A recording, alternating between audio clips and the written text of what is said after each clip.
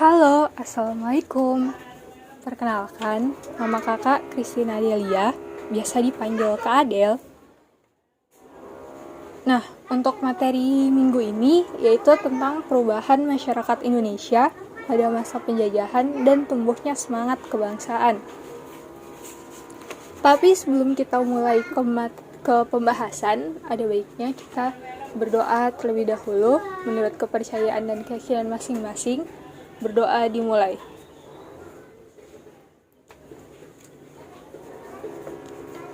Selesai.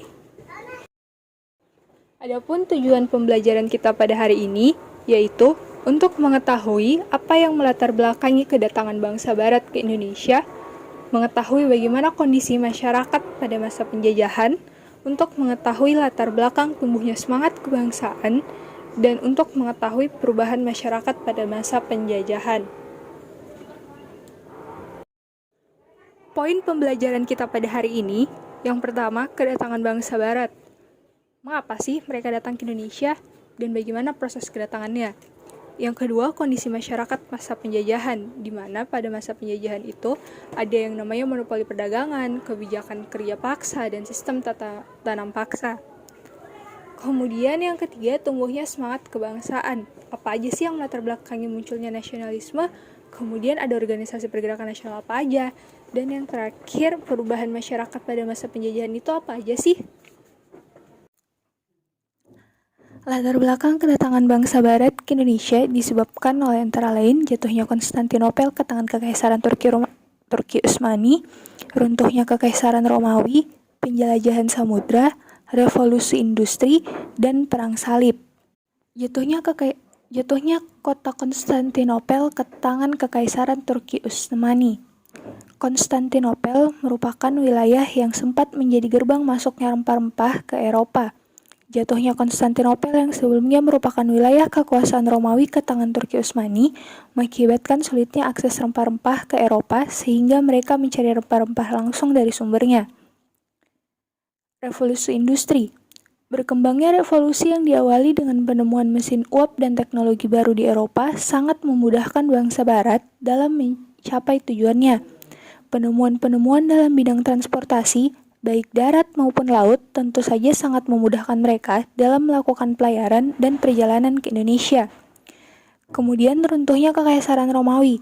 Setelah runtuhnya Kekaisaran Romawi pada tahun 476 Masehi, bangsa Eropa ikut mengalami kemunduran yang dikenal dengan istilah zaman kegelapan atau Dark Age yang membuat bangsa tersebut kacau balau. Bangsa Barat yang datang ke Indonesia. Yang pertama ada Portugis. Pada tahun 1486, Portugis melakukan ekspedisi pertamanya yang dipimpin oleh Bartolomeus Dias namun terhenti dan tewas di pantai barat Afrika. Kemudian ditunjuk Alfonso untuk kemudian melakukan pelayaran hingga sampai ke Malaka pada tahun 1511 dan menjalin hubungan dagang di Maluku pada tahun 1512. Kemudian ada Spanyol. Spanyol sampai di Maluku pada tahun 1522 yang mana pada saat itu sedang dikuasai oleh Portugis. Spanyol menjalin hubungan dagang dengan Tidore sehingga mengakibatkan pertempuran antara Portugis dan Spanyol yang diakhiri dengan perjanjian Saragossa. Kemudian ada Belanda. Belanda pertama kali singgah di Pelabuhan Banten pada tahun 1594 dipimpin oleh Cornelis de Houtman untuk melakukan perdagangan. Namun tujuan tersebut beralih menjadi untuk menguasai Nusantara dengan mendirikan Serikat Dagang Belanda atau dikenal dengan VOC pada tahun 1602. Kemudian ada Inggris. Sebelum sampai ke Indonesia, pedagang dari Inggris telah mendirikan kongsi dagangnya di India bernama East India Company atau yang kemudian wilayahnya disebarluaskan hingga ke Indonesia pada tahun 1579. Kondisi masyarakat Indonesia pada masa penjajahan. Ada beberapa hal yang mampu menarik bangsa Barat termasuk Belanda ke Indonesia. Yang pertama, tanah Indonesia yang subur dapat menghasilkan banyak rempah-rempah yang tidak mereka temukan di negara asal mereka. Yang kedua, Indonesia memiliki keindahan alam sebagai negara kepulauan. Yang ketiga, iklim tropis dan suhu hangat Indonesia berbeda dengan negara-negara Eropa yang mengalami 4 musim. Selain itu, Di Indonesia juga hasil alam non-rempah Indonesia juga melimpah seperti tebu, padi, minyak bumi, dan batu bara. Selama masa penjajahan, Belanda melakukan monopoli perdagangan. Monopoli perdagangan dapat didefinisikan sebagai bentuk perdagangan di mana pasar dikuasai oleh satu penjual. Hal ini mengakibatkan penentuan harga yang dilakukan oleh penjual. Meski begitu, ada beberapa dampak positif dari monopoli perdagangan di masa penjajahan. Pertama, aktivitas perdagangan di Indonesia semakin ramai. Yang kedua, masyarakat Indonesia mengetahui tata cara perdagangan. Yang ketiga, pedagang pribumi dapat membangun kerjasama dengan negara lain. Dan yang terakhir, masyarakat Indonesia dapat memperoleh informasi mengenai komoditas yang laku di pasaran. Selain ada dampak positif, ada juga dampak negatif dari monopoli perdagangan, yaitu pendapatan rempah-rempah terus menurun karena harga ditentukan oleh VOC. Selain itu, produksi pangan non-rempah pun ikut menurun hingga terjadi kelaparan. Akibatnya, angka kemiskinan meningkat dan membuat rakyat semakin menderita. Selain monopoli perdagangan, ada pula kebijakan kerja yang dikeluarkan di masa penjajahan. Beberapa di antaranya diterbitkan di bawah pimpinan Gubernur Jenderal Herman Willem Daendels. Kebijakan yang dikeluarkan meliputi 3 bidang, yaitu bidang pertahanan dan keamanan, bidang pemerintahan, dan bidang ekonomi sosial. Kebijakan Belanda di bidang pertahanan dan keamanan termasuk membangun benteng pertahanan, membangun pangkalan angkatan laut di Anyer dan Ujung Kulon, pembangunan jalan raya Anyer Panarukan, pembangunan pabrik senjata, dan peningkatan jumlah tentara. Di bidang pemerintahan, Belanda mengeluarkan kebijakan meliputi memperbaiki gaji pegawai, memberantas korupsi, membagi Pulau Jawa menjadi 9 daerah, merombak sistem pemerintahan feodal, dan menjadikan Batavia sebagai pusat pemerintahan. Yang terakhir, di bidang sosial ekonomi terdapat 4 kebijakan, yaitu Kontingenten, Verplichtleverantie, Vrijheidsstelsel, dan kerja rodi. Kontingenten merupakan penyerahan pajak hasil bumi kepada Belanda.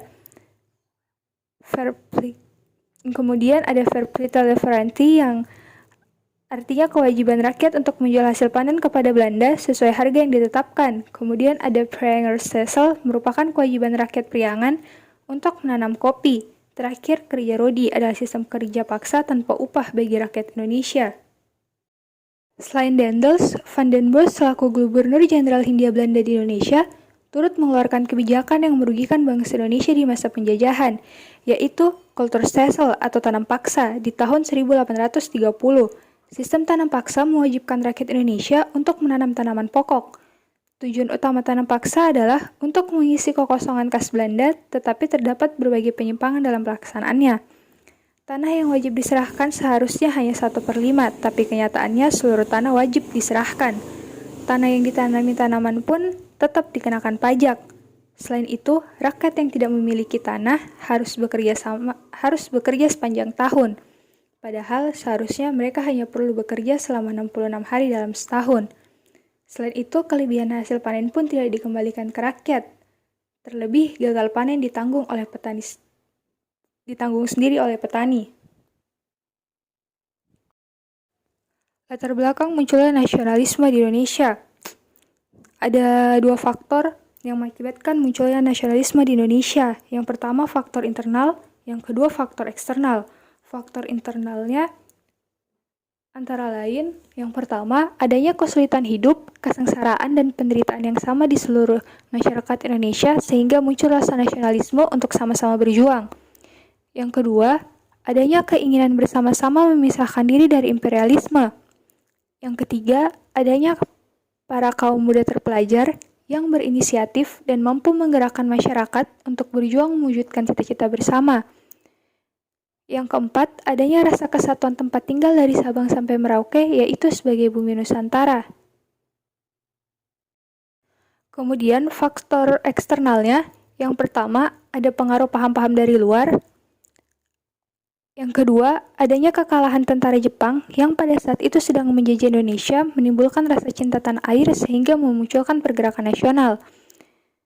Yang ketiga, adanya satu gerakan dari negara-negara Asia yang terjajah sehingga menginspirasi masyarakat Indonesia.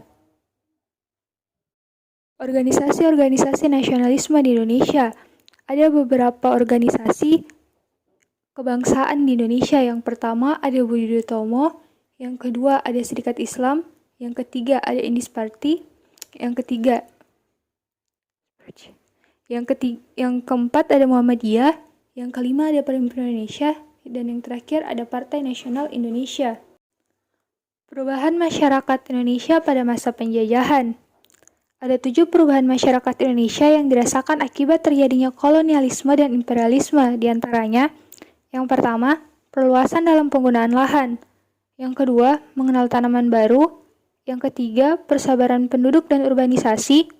Yang keempat, ditemukannya tambang-tambang. Yang kelima, fasilitas transportasi dan komunikasi. Yang keenam, akulturasi budaya.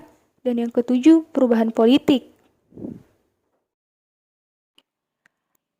Terima kasih adik-adik. Sampai ketemu lagi ya di pertemuan selanjutnya.